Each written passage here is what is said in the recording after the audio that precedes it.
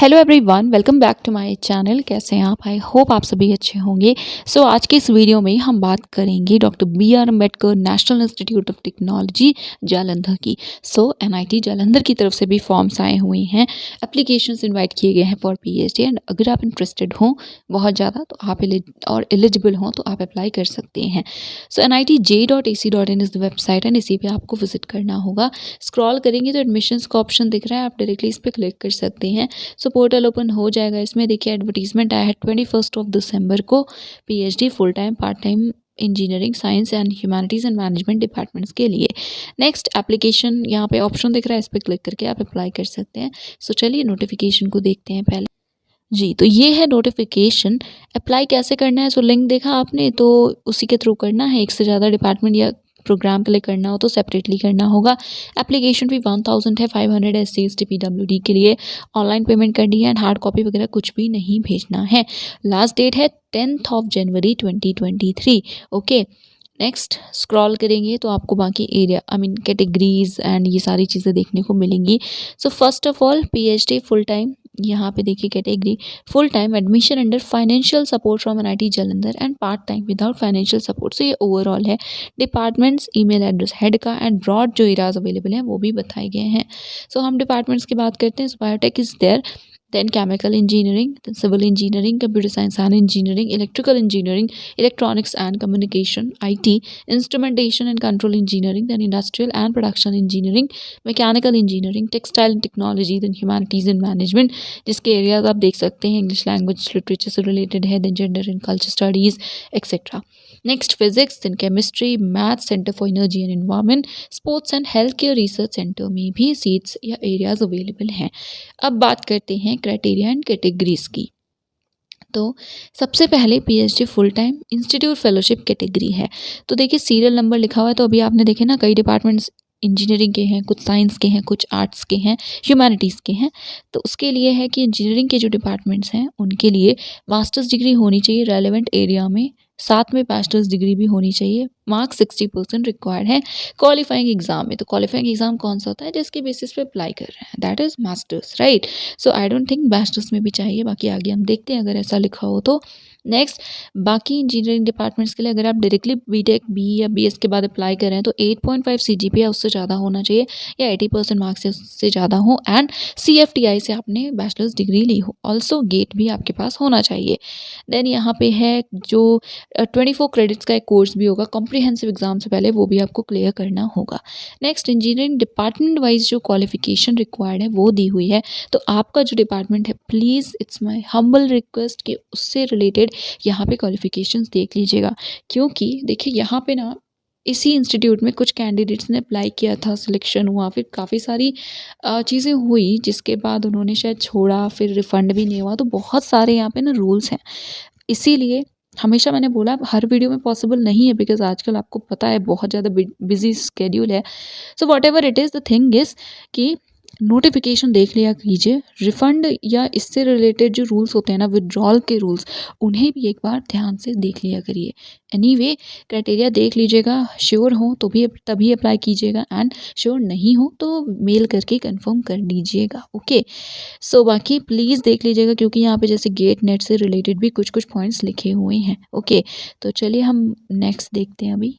Yes, next category देखने से पहले यहाँ पे कुछ पॉइंट्स लिखे हैं। तो देखिए सभी इंजीनियरिंग डिपार्टमेंट्स के लिए गेट मैंडेटरी नहीं है अगर आपके पास मास्टर्स डिग्री है इंजीनियरिंग में, राइट। बट नेक्स्ट है कि अगर मास्टर्स डिग्री साइंस में एमएससी के इंजीनियरिंग के लिए अप्लाई करें तब ऑफकोर्स गेट नेट होना चाहिए।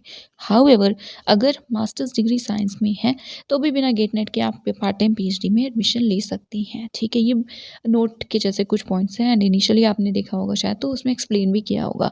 1.2 सभी इंजीनियरिंग डिपार्टमेंट्स के लिए डायरेक्ट पीएचडी भी करना पॉसिबल है। रिक्वायरमेंट 80% या 8.5 CGPA की है। CFTI से क्या, और गेट भी होना चाहिए। नेक्स्ट, कैंडिडेट्स के पास अगर गेट है, चाहे LS हो या GRF, आई मीन गेट है, नेट है, LS हो या GRF हो, इंस्पायर फेलो हैं या कोई और स्पॉन्सर है, तो आप सभी को रिटन नहीं देना है।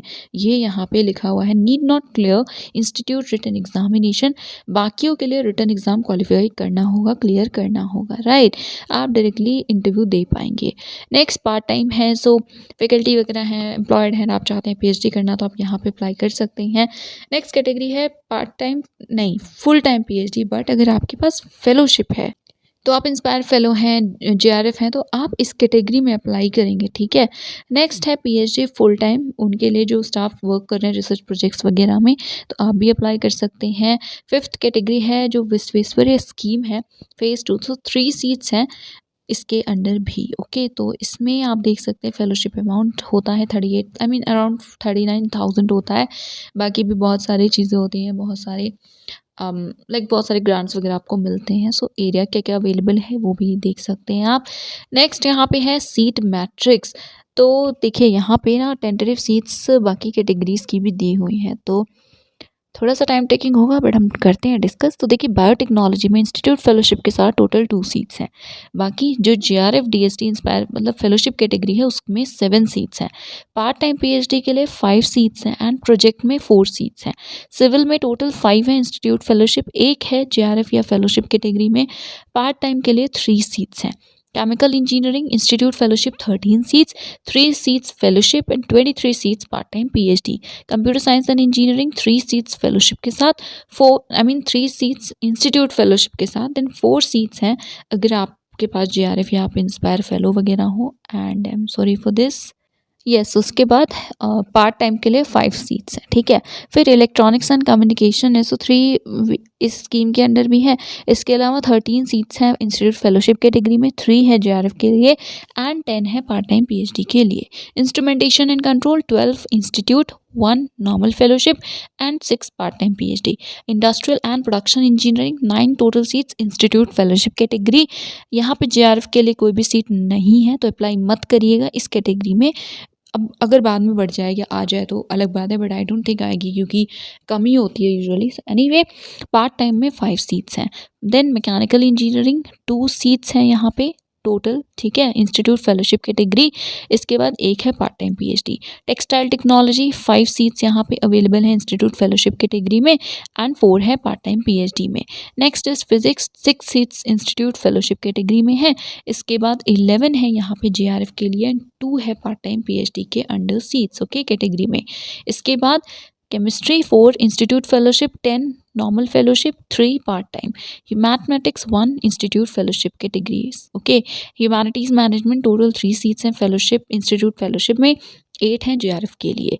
Then centre for energy and environment 1 seat है इंस्टीट्यूट फेलोशिप कैटेगरी में। इसके अलावा 1 सीट है पार्ट टाइम PhD के लिए।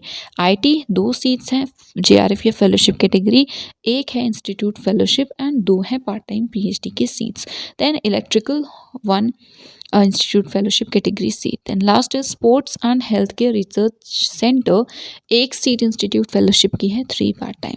सो ओवरऑल बात करें तो 82 सीट्स हैं इंस्टीट्यूट फेलोशिप कैटेगरी में, 50 हैं GRF या फेलोशिप अवॉर्डीज़ के लिए, 73 है पार्ट टाइम PhD के लिए एंड 4 हैं प्रोजेक्ट के अंडर, ठीक है। सो यस, ये थी सीट्स की इंफॉर्मेशन।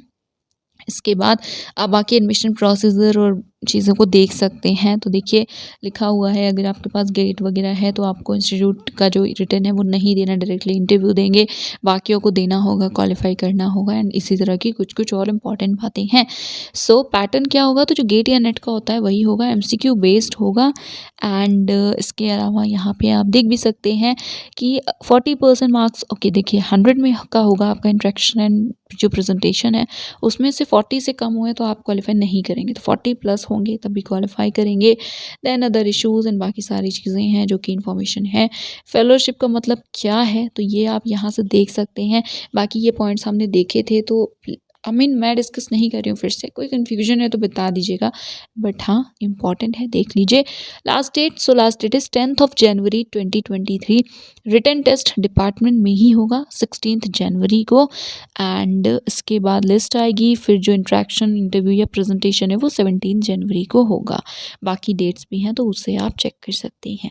सो ये था डिटेल्ड एडवर्टीजमेंट। आई होप कि चीज़ें क्लियर होंगी।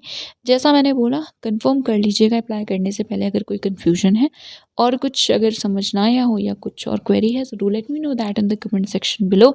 लिंक जो भी है रिक्वायर्ड वो डिस्क्रिप्शन में मिल जाएंगे। वीडियो को शेयर कर दीजिएगा, चैनल को सब्सक्राइब कर लीजिएगा, and yes, thank you so much for watching this video.